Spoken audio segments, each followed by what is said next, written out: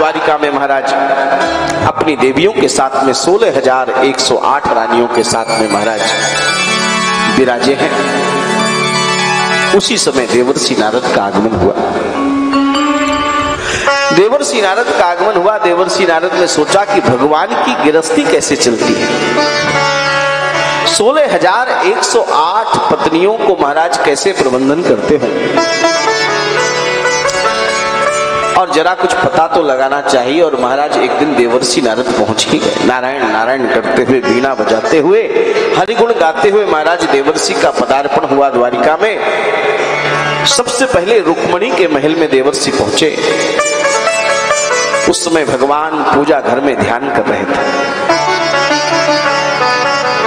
और उसी समय देवर्षि का आगमन हुआ। देवर्षि ने देवी रुक्मणी से कहा, देवी प्रणाम, द्वारिकाधीश कहाँ है? देवी रुक्मणी ने कहा कि द्वारिकाधीश महाराज अभी पूजन कक्ष में महाराज ध्यानस्थ हैं, पूजा कर रहे हैं, आप बैठिए। आदर सत्कार किया देवर्षि का। क्या कहा, कैसे?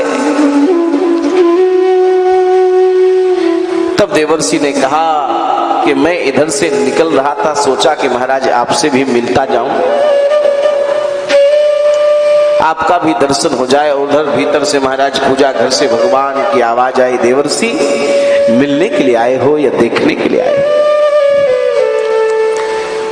और भगवान ने भी देवर्षि का आदर सत्कार किया और कहा, ठहरो, रुको, आज की रात्रि विश्राम करो। देवर्षि ने कहा कि मुझे काम थोड़ी जरूरी है, इसलिए मुझे जाना है। और देवर्षि महाराज भगवान की दूसरी पत्नी जामवंती के घर में गए। तो जामवंती के घर में गए तो वहां पे जामवंती ने आदर किया। भगवान ने कहा, आओ आओ देवर्षि। भगवान वहां जामवंती के साथ में घर का बजट तैयार कर रहे थे, ग्रह चर्चा कर रहे थे। आओ आओ देवर्षि, कैसे आना हुआ? देवर्षि ने कहा, ये तो यहां भी। सत्यभामा के भवन में गए। भगवान की एक पत्नी है सत्यभामा, और महाराज सत्यभामा के भवन में गए तो महाराज भगवान सत्यभामा के साथ में चौसर खेल रहे थे। देवर्षि को देखा, आओ आओ देवर्षि। देवर्षि ने प्रणाम किया, कैसे कैसे आना हुआ? अरे वो बस ऐसे ही महाराज, ऐसे ही। प्रत्येक रानी के भवन में देवर्षि गए। भगवान किसी ना किसी रूप में प्रत्येक रानी के यहाँ उपस्थित थे। कहीं बच्चों को संभाल रहे हैं, कहीं घर का बजट तैयार कर रहे हैं, कहीं पूजा कर रहे हैं, कहीं खेल रहे हैं। तब देवर्षि की समझ में आ गया कि महाराज 16,108 पत्नियों में कैसे सामंजस्य रखते हैं। और संकेत क्या है? संकेत यह है कि अगर आप अपने गृहस्थ जीवन में ये चाहते हैं कि हमारी गृहस्थी बहुत ठीक से चले, तो परिवार के मुखिया को ये चाहिए कि प्रत्येक परिवार के प्रत्येक सदस्य की समस्या को वो सुने और प्रत्येक सदस्य को उचित समय दें।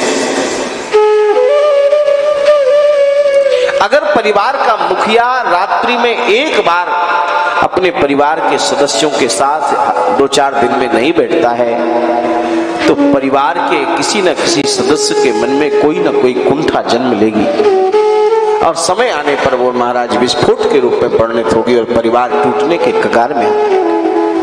इसलिए मुखिया को चाहिए कि सबके साथ बैठे, सबको समय दे और सबकी समस्या का समाधान करे। भगवान के 16,108 पत्नियां हैं, प्रत्येक रानी से 10-10 पुत्र और 1-1 कन्या है। अब आप हिसाब लगा लीजिए कि कितनी बड़ी फैमिली। लेकिन भगवान कितना सामंजस्य रखते हैं, कहीं कोई असंतुष्टता नहीं है। सबके अलग अलग भवन हैं, सबके अलग अलग कार्य बटे हुए हैं और सब प्रसन्न हैं।